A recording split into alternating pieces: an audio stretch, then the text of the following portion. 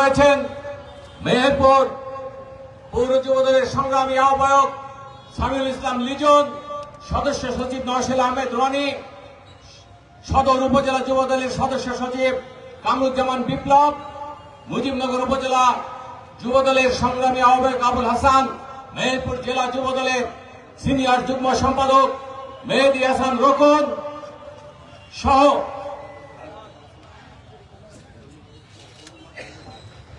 সহসভাপতি বাবু সাহেব, যুগ্ম সম্পাদক সাইদুর সুজন দুগো, আরো যারা আমাদের অতিথি হিসেবে উপস্থিত রয়েছেন, মেহেরপুর জেলা বিএনপির নেতা আরজুল্লাহ বাবলু মাস্টার, জুলফিকার আলী ভুট্টো, সহিউদ্দিন,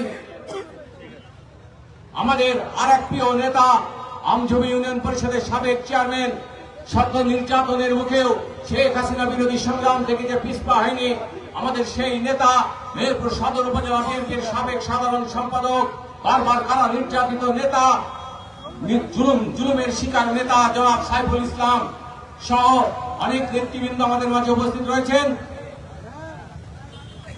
সাথী ও ভাইয়ের আমার, 47তম প্রতিষ্ঠা বার্ষিকীর এই সমাবেশ থেকে আপনাদের উদ্দেশ্যে একটা কথাই বলতে চাই।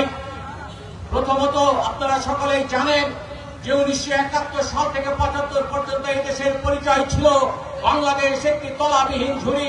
সেই তলাবিহীন ঝুড়ি থেকে বাংলাদেশকে একটি স্বনির্ভর রাষ্ট্রে পরিণত করার জন্য শহীদ রাষ্ট্রপতি 19 দফা কর্মসূচির মধ্য দিয়ে বাংলাদেশকে বিশ্বের দরবারে একটি আত্মমর্যাদাশীল স্বনির্ভর জাতি হিসাবে পরিচিতি দিতে পেরেছিলেন।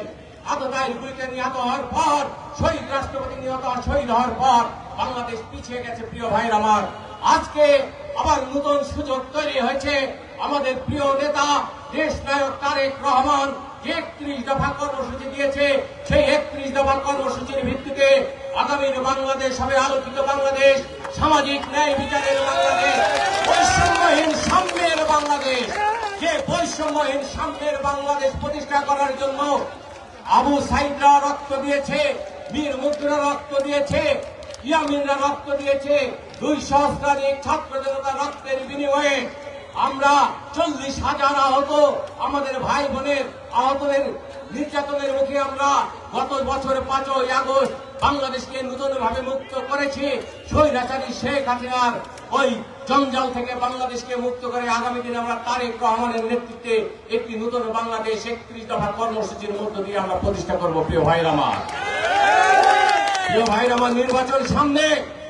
ইতিমধ্যে আবুল হাসান, মুজিবনগর উপজেলা যুবদলের আহ্বায়ক আবুল হাসান এবং মেহেদী হাসান রোকন, জেলা বিএনপির সিনিয়র যুগ্ম সম্পাদকের নেতৃত্বে বিশাল একটি মিছিল আমাদের সমাবেশে উপস্থিত হয়েছে।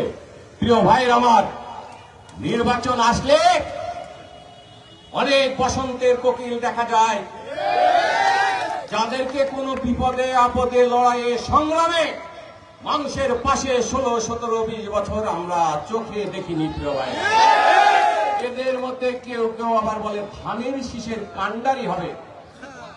প্রিয় ভাই আমার, জনগণের সংগ্রাম কখনো বিফলে যায় না। সংগ্রামী জনগণ কখনো পরাজিত হতে জানে না, পারে না। শত মাইল বুক খালি করা মানুষ এখানে আছে।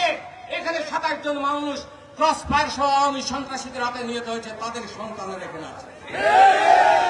আমাদের আত্মত্যাগ, আমাদের সংগ্রাম, হাজারো মানুষের চোখের পানি, হাজারো মায়ের দোয়া বিফলে যেতে পারে না।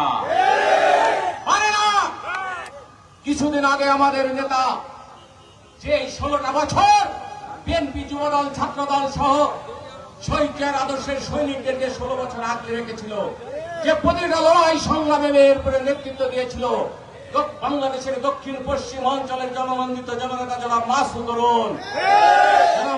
অরুণ নেতৃত্ব দিয়েছে আমাদের 16 বছর ধরে। শেখ হাসিনা বিরোধী সংগ্রাম সহ সমস্ত আপদ বিপদে মাসুদ অরুণ আমাদের পাশে ছিল কিনা, আমাদের নেতৃত্ব দিয়েছিল কিনা।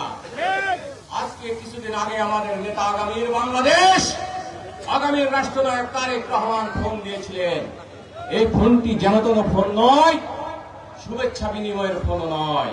এই ফোন হচ্ছে আগামী দিন কারা এই বাংলাদেশ নামক আমাদের প্রিয় মাতৃভূমি এবং এই বাংলাদেশের মানুষের পরিচালনা করবে।